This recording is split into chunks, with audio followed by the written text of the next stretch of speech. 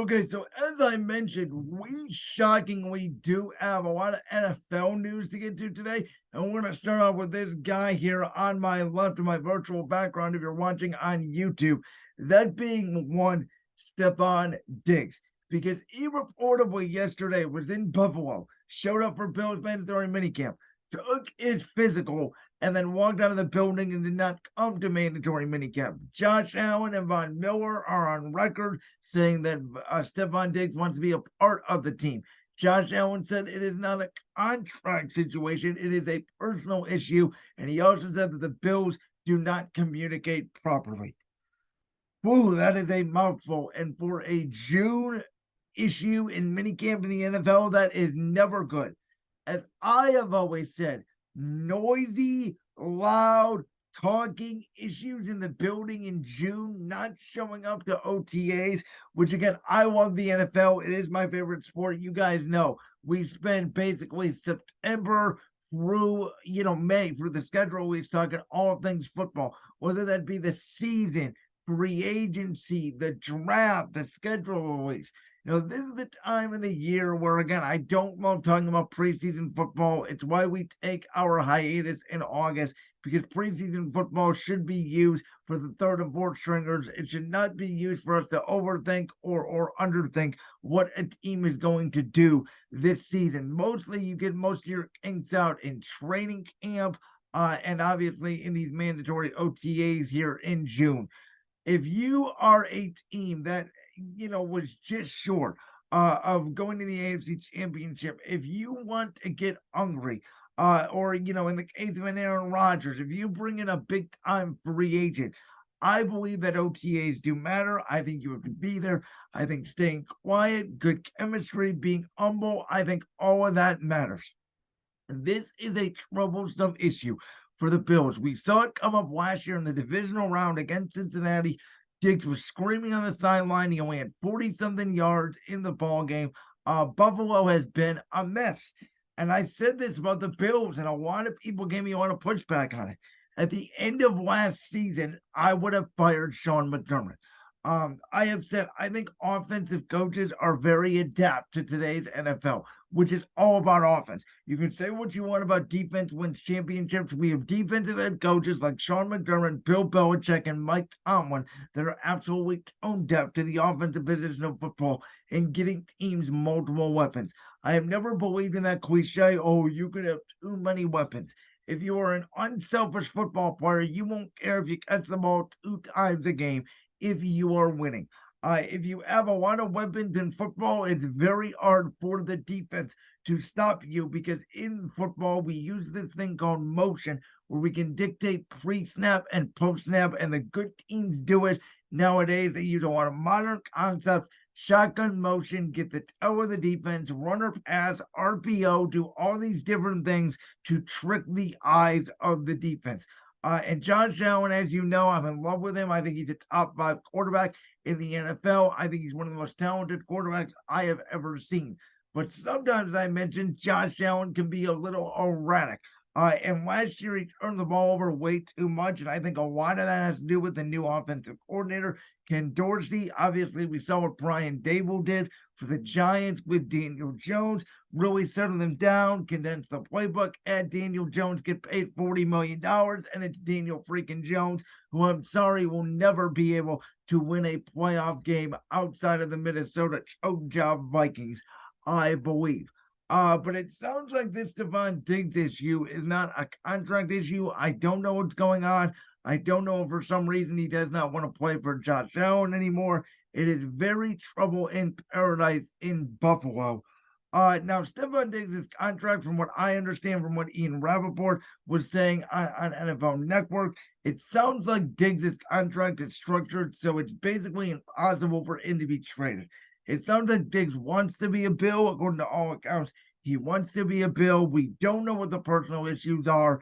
Buffalo may be interested in DeAndre Hopkins, who we're going to get to here in a second, which, as much as I love Gabe Davis, again, I think the addition of DeAndre Hopkins and their tight end Dalton Kincaid and Dawson Knox, giving Josh Allen more weapons to work with and giving the offense more weapons. Their defense is already good enough Their biggest issue on defense last year was they missed Von Miller. If Von Miller is healthy again this year, and Buffalo can get this offense back on track, and Diggs is happy, and they can go into this season, focused and ready to win a Super Bowl, Buffalo may be one of the most lethal teams in the NFL, and they have just as good of a chance as anybody in the AFC to come out and represent that gauntlet of a conference in the Super Bowl. But if this stuff continues, and Diggs doesn't show up again at training camp, or he posts cryptic messages on Instagram, which I never like, this could be trouble for Buffalo, and I'm being serious when I say this. As good as Miami is, which I think Miami is one of the most improved teams in the league this year, this incident right here, believe it or not, could cost Buffalo the division. Now, I mentioned this a little bit earlier, but DeAndre Hopkins, he is starting to begin his visits. I didn't cover this initially when he got cut by Arizona. I was going to wait and see if he was going to sign somewhere right away. It sounded like the Browns were initially going to be in on DeAndre Hopkins, but now he is visiting teams. And those teams include the Tennessee Titans, who get rigid defensive coach Mike Vrabel, Ryan Tannehill, obviously, the young man out of Kentucky, as well as New England with Mac Jones. Now, I had said going into this year's draft that Will Levis, and I completely blanked on his name for 1 second, so I apologize for that.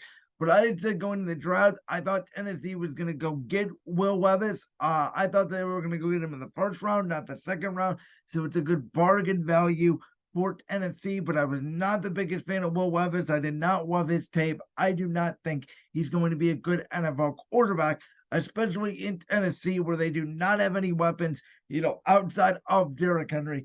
They drafted a good receiver last year out of Ole Miss. He's okay.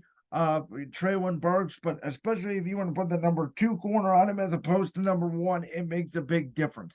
Just like I said it would last year when the Philadelphia Eagles went out and got A.J. Brown from the Tennessee Titans. They were able to put, obviously, Devontae Smith on the number 2 corner. Devontae had a career year, and so did A.J. Brown, who is a true number 1 wide receiver. Having a true number 1 wide receiver, unless your name's Kansas City and you can just use Travis Kelce and all those guys, makes a big difference in today's football. And Tennessee getting DeAndre Hopkins would change their offense, because now you cannot stack 8-9 men in the box against Derrick Henry. And I think it'd be a hell of a pitch for Tennessee, who is still trying to compete in this division. We all think Jacksonville is the best team in the division. I really do like the Colts. I think they're turning in the right direction. I think Houston had a really good draft. I'm not sure how DeMeco Ryans will work as a head coach, but when you get Will Anderson and C.J. Stroud in the same draft with back-to-back picks, you're on the right track. So I think the AFC South is getting better. I think Tennessee, as of right now, is actually the worst team in that division. I just do not see how they're going to be able to score a lot of points, and their defense is old. So a lot like Tennessee, though, as well, you have New England, who, let's face it, they are by far the 4th worst team in the AFC East. They have the 4th worst quarterback by far. They have the worst weapons in the league, and they have a defensive-minded culture and guys that cannot separate on the outside to help Mac Jones. I like Mac Jones. I think he's a very good quarterback. I do not think he is the problem in New England. I think a lot like Tennessee, they need to go out. They need to get multiple weapons. Now, they need to get more weapons than DeAndre Hopkins in both cases. But I think D-Hop, if he wants to be the guy, if he wants to get a lot of catches, those 2 places make sense. If DeAndre Hopkins wants to win, which I think Arizona, Corey wants to tank, or you would not cut a top 10 wide receiver flat out in the middle of May. Which, again, Arizona's over-under is 4.5. I already betting them the under for this season. But there are teams out there like Kansas City, like Buffalo, like Philadelphia, Denver, the Chargers. Name the best teams in the NFL. The Lions, I've heard as a possibility. The Rams even, with Cooper Kupp. Name the best teams in the NFL. Everybody needs another wide receiver. And if you have the salary cap space, in my opinion, you should go get DeAndre Hopkins. We saw, again, what A.J. Brown did for Jalen Hurts this past season. changed his life. We saw what DeAndre Hopkins did for Kyler Murray in Arizona. Took Kyler Murray from a good quarterback to, I believe, a very good, top 11, top 10-ish quarterback in the National Football League until Kyler Murray got hurt. Now I think Arizona may potentially be moving on from Kyler, trying to tank from Caleb Williams. Who knows? But DeAndre Hopkins is a very talented wide receiver, and any team in the NFL would be lucky to go get him. I'm very interested to see what matters to D-Hop. Is it money? Because if that's the case, it'll be Tennessee or New England. Is it winning? It will be one of those top 3 teams in the NFL, whether it be Buffalo, Kansas City, Philadelphia, or a potential wild card like Detroit.